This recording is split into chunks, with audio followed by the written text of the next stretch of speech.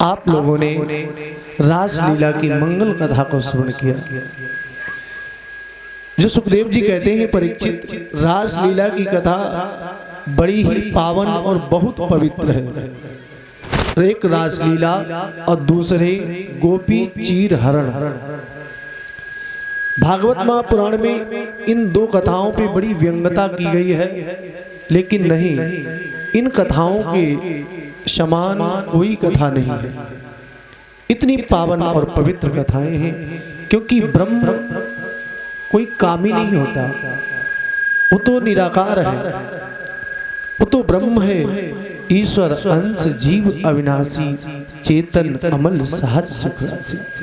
भगवान तो सर्वत्र हरि व्यापक, सर्वत्र समाना, प्रेम से प्रकट हो ही मैं जाना। सीटी दे रहा, हरि व्यापक सर्वत्र समाना, प्रेम से प्रकट हो ही मैं जाना। भगवान कण कण में वास करते हैं। ऐसा कोई जगह नहीं है जहां पर ईश्वर का वास नहीं है। बस हमारे देखने के नेत्र अच्छे होने चाहिए भगवान को देखने के लिए, और समझ लीजिए हर जगह भगवान वास करता है। गोस्वामी दास जी ने कहा, जाकी रही भावना जैसी, प्रभु मूरत देखी तिन तैसी। आप किसी भी भाव से भगवान को देख सकते हैं।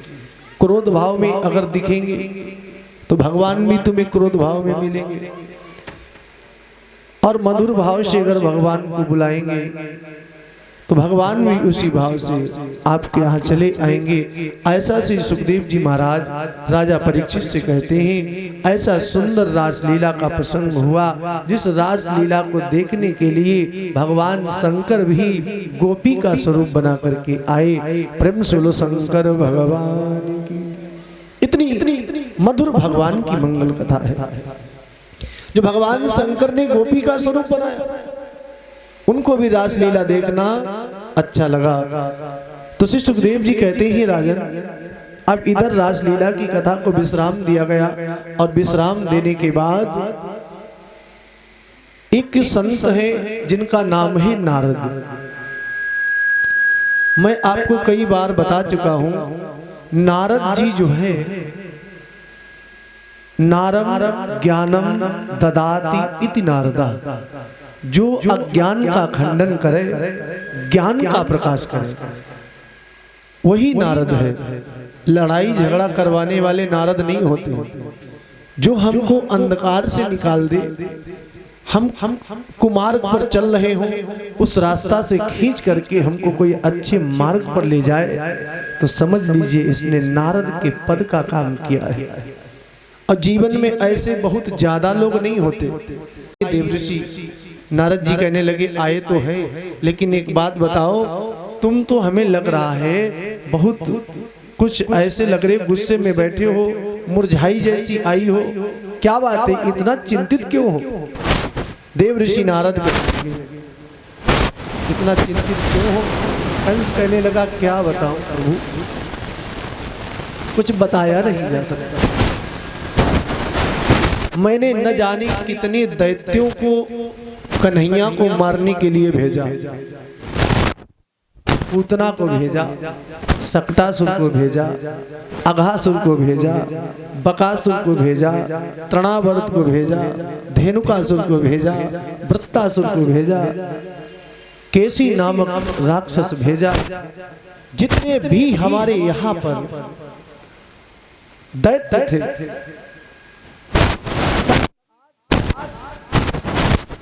मारे गए। अब हमारे समझ में नहीं आता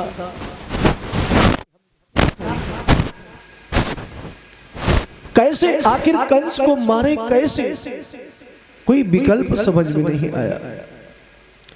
भगवत कथा देवऋषि नारद जी ने,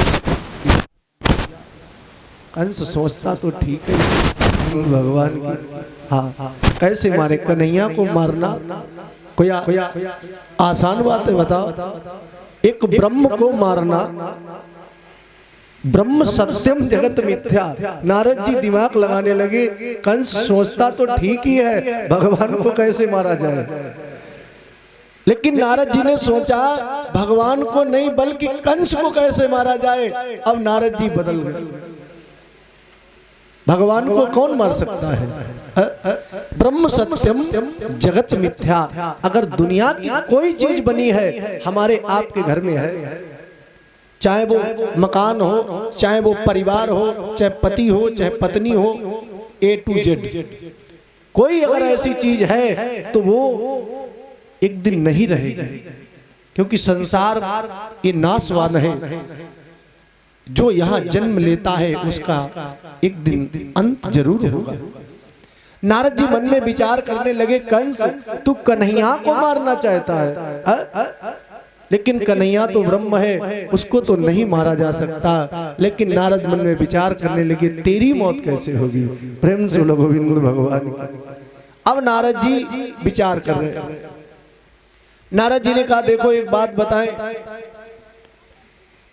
हमारे यहाँ पर आ जाइए, प्रेम से वृंदावन बिहारी लाल की। आज हमारे परीक्षित जी के यहाँ पर बहुत खुशी की बात है, इससे बड़ी खुशी क्या हो सकती है? पिता का पुत्र ऋणी होता है। थोड़ा एक मिनट सुन लीजिए। पिता का पुत्र ऋणी होता है, भागवत शास्त्र कहता है। कोई पिता हो और कोई पुत्र हो, हर एक पुत्र अपने पिता के कर्ज से डूबा होता है। अब हम माने या न माने, माता और पिता के कर्ज से वो ऋणी होता है, और उसका ऋण कब उतर जाता है? जब पिता के विधिवत संस्कार करता है पुत्र, और मृत्यु के बाद में जब तक गया श्राद्ध नहीं होता, गया श्राद्ध होने के बाद जब भागवत महापुराण की कथा, भगवतो प्रेत पीड़ा विनाशिनी, चाहे वो तुम्हारे पिता किसी पाप बस काहे प्रेत योनि में चले गए हो, लेकिन भागवत की कथा अगर उनको तुम सुना दोगे, पिंडदान गया श्राद्ध उनका कर दोगे, और एक करने के बाद पुत्र पिता के ऋण से उऋण हो जाता है। ऐसा शास्त्रों में लिखा। और जब तक जो पुत्र नहीं करते हैं, और ध्यान रखना, चर्चा याद आ गई, यही तो मुख्य बातें हैं समाज के लिए। जिनके घर में पितृ दोष है, अब वो सोचे पहचान का, तो पहचान सुन ले। जिस माँ बाप का श्राद्ध नहीं हुआ है, गया दान पिंडदान नहीं हुआ है, उनके पितरों को तृप्ति नहीं हुई,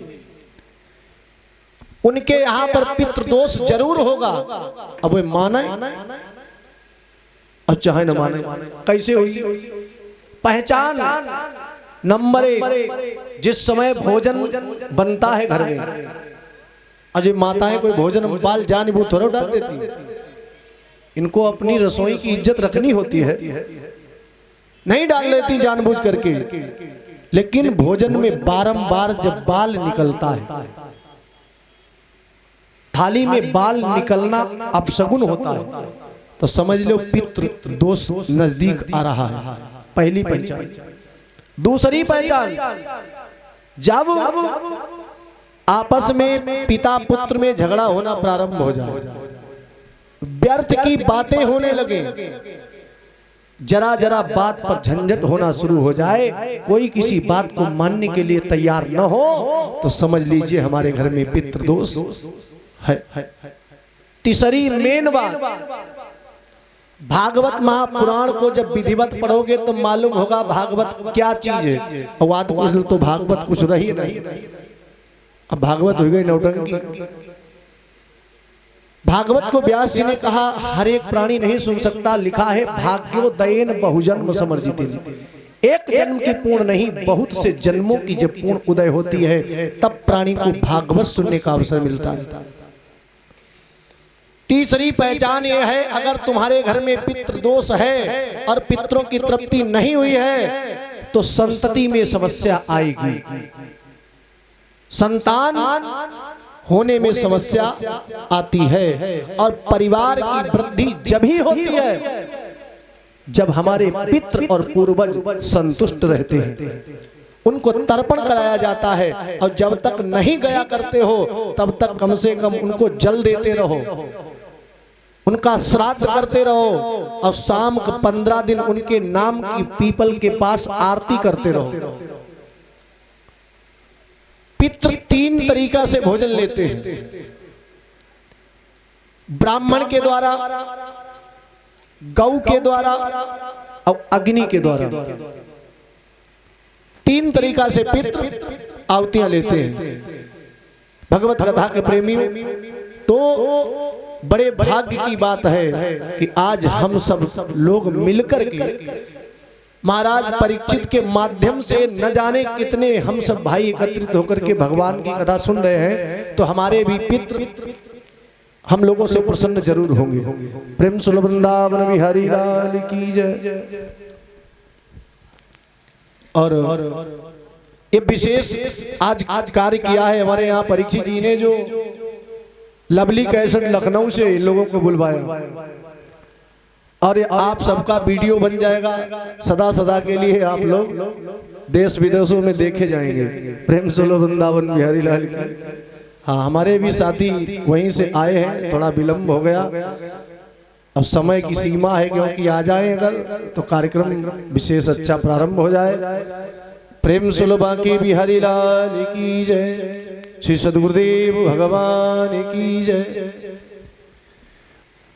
गोविंद जय जय गोपाल जय जय, राधा रमण हरि गोविंद जय जय। गोविंद जय जय गोपाल जय जय, राधा रमण हरि गोविंद जय जय। गोविंद जय जय गोपाल जय जय, राधा रमण हरि गोविंद जय जय। गोविंद जय जय गोपाल जय जय, राधा रमण हरि गोविंद जय जय। गंगा की जय जय, यमुना की जय जय, गंगा की जय जय, यमुना की जय जय, सरस्वती त्रिवेणी की जय जय, सरस्वती त्रिवेणी की जय जय। गोविंद जय जय गोपाल जय जय, गोविंद जय जय गोपाल जय जय, राधा रमण हरि गोविंद जय जय, राधा रमण हरि गोविंद जय जय। रामा की जय जय, श्यामा की जय जय, रामा की जय जय, श्यामा की जय जय, रामा की जय जय, श्यामा की जय जय, रामा की जय जय, श्यामा की जय जय। दशरथ कुंवर चारों भैयन की जय जय, दशरथ कुंवर चारों भैयन की जय जय। गोविंद जय जय गोपाल जय जय, गोविंद जय जय गोपाल जय जय, राधा रमण हरि गोविंद जय जय, राधा रमण हरि गोविंद जय। प्रेम सुनो गोविंद भगवान जय हो। तो महाराज परीक्षित देव ऋषि नारद क्या सोचते हैं कि कंस कन्हैया नहीं मरेगा, लेकिन तेरी मृत्यु कैसे होगी। महाराज कंस की मृत्यु के लिए देव ऋषि नारद ने सोचा और कहा, अरे महाराज कंस, तुम कन्हैया को बड़े दिन से मारना चाहते हो। बोले हाँ। बोले ऐसे नहीं मरेगा, हम युक्ति बता दें। बोले बताओ युक्ति। बोले युक्ति यह है, आपको जो धनुष भगवान शंकर ने दिया है, और जो कंस कोई साधारण नहीं था, कंस पूर्व जन्म में कालिनेम नाम का राक्षस था। कालिनेम नाम का राक्षस।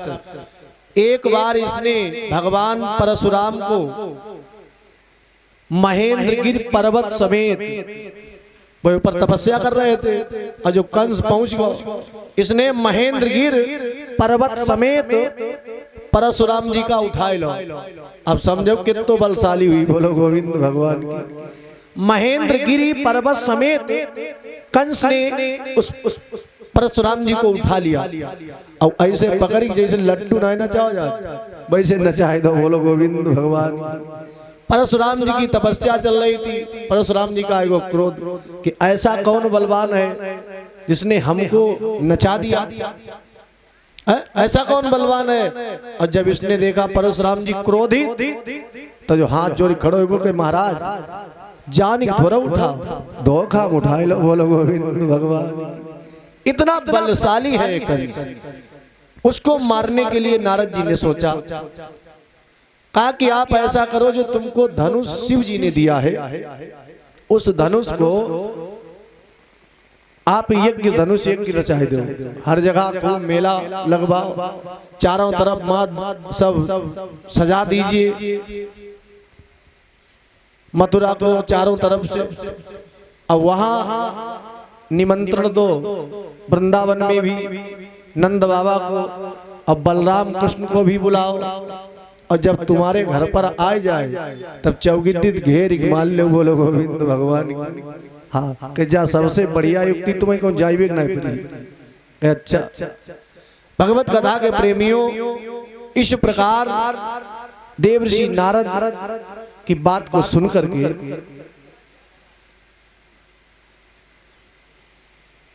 देवर्षि नारद